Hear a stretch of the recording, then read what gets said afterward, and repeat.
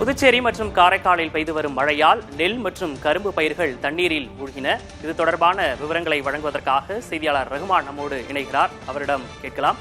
ரகுமான், புதுச்சேரியை பொறுத்த வரைக்கும் இப்போ பார்த்தீங்கன்னா ஜனவரியில் வரலாறு காணாத மழை பதிவாகிருக்கு அப்படின்னு சொல்லி வானிலை சார்பாக சொல்லப்பட்டிருந்தது. இப்போ எவ்வளவு ஏக்கரில் அங்கே வேளாண் நிலங்கள் பாதிக்கப்பட்டிருக்கு?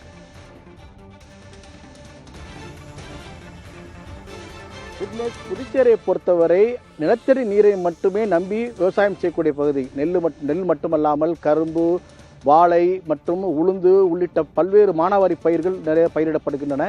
வரலாறு காணாத வகையிலே மார்கழி மாதம், அதாவது ஜனவரி மாதத்தில் பெய்த இந்த கடந்த 2 தினங்களாக பெய்த கனமழை காரணமாக புதுச்சேரியில் மட்டுமே கிட்டத்தட்ட 2000க்கு மேற்பட்ட ஹெக்டேர் விளைநிலங்கள் வெள்ளத்தில் மூழ்கி இருக்கின்றது. அதாவது அது மீண்டும் பிழைக்குமா என்று தெரியவில்லை. அதாவது நீங்கள் பார்க்கலாம், அதாவது இன்று அறுவடைக்கு தயாராக இருந்த இந்த நெற்பலிகள் அனைத்துமே தண்ணீரில் மூழ்கி அழுகும் நிலைக்கு இருக்கின்றது. இந்த தண்ணீர் வெளியேறுவதற்கான வாய்ப்பு கூட இல்லை. இது போன்றுதான் புதுச்சேரியுடைய கரிக்கலாம்பாக்கம், பாகூர் உள்ளிட்ட பல்வேறு பகுதிகளிலே தண்ணீரில் மூழ்கி இருக்கின்றது. அதைத்தான் ஒளிப்பதிவாளர் ஸ்ரீதர் பதிவு செய்து கொண்டிருக்கின்றார். புதுச்சேரி மட்டுமல்லாமல் புதுச்சேரி மாநிலத்தை ஒட்டி இருக்கக்கூடிய மாநிலத்தில் ஒரு மாவட்டமான காரைக்கால் மாவட்டமும் 2000 ஹெக்டேர் விளைநிலங்கள் பாதிக்கப்பட்டிருக்கின்றன.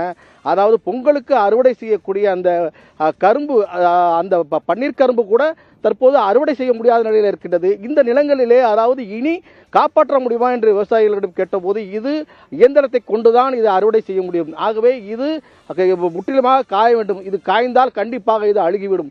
இதே போன்ற நிலை புதுச்சேரியில் இருக்கக்கூடிய பல்வேறு பகுதிகளிலே பாதிப்பை இந்த கனமழை ஏற்படுத்தியிருக்கின்றது. இது குறித்து நம்ம இந்த விவசாயியிடம் கேட்போம். அதாவது அவருடைய பாதிப்பு எப்படி, எவ்வளோ தண்ணி நின்றுச்சு, எவ்வளோ பாதிப்பு ஏற்பட்டிருக்கு?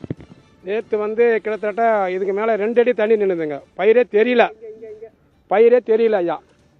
ஆனால் இன்றைக்கி எல்லாம் 1.5 அடி தண்ணி குறைஞ்சி போச்சு. ஆனால் நேற்று பார்த்தீங்கன்னா எங்கள் பவுரே எரிஞ்சு போச்சுங்க. அந்த அளவு தண்ணிங்க, அவ்வளோ வழி மேலே. நான் என் வாழ்க்கையிலே 61 வயசு ஆகுதுங்க. இந்த 61 வயசில் இந்தமாரி மார்கழி மாதத்தில் மழை வந்ததே கிடையாது. பொங்கலுக்கு அறுக்க வேண்டிய அறுப்புங்க. எங்களுக்கு பணம் பொங்கலுக்கு நான் ஓட்டணும். இந்த பொங்கலை வைத்து தான் நாங்கள் விவசாயம் பண்ணுறோம். எனக்கு 3 ஏக்கர் நிலம் இருக்குது. இதெல்லாம் வாழ்வாதாரம் போச்சுங்க. இதுக்கெல்லாம் காரணம் யார்?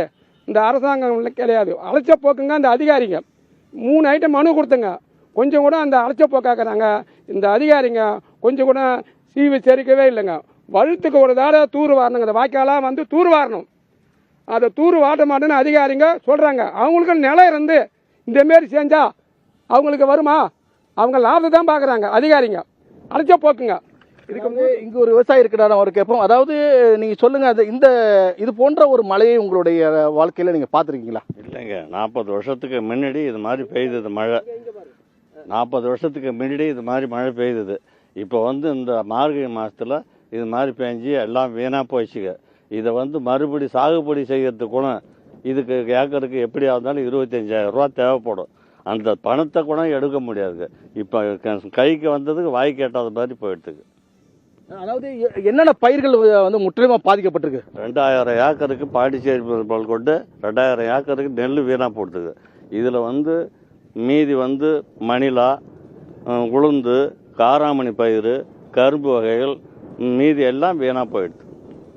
அதாவது விவசாயிகளுடைய அவருடைய சிரமத்தையும் அவருடைய குறைகளையும் கேட்டிருப்பீர்கள்.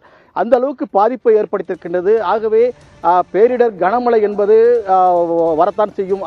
அதன் மீது நாம் குறை சொல்ல முடியாது. ஆகவே வானத்தை பார்த்து நாம் குறை சொல்வதை விட தண்ணீர் செல்லக்கூடிய வழி இடங்களை இனிமேல் தேட வேண்டும். இது பல படிப்பினைகளை நாம் தொடர்ந்து பார்த்து கொண்டிருக்கின்றோம்.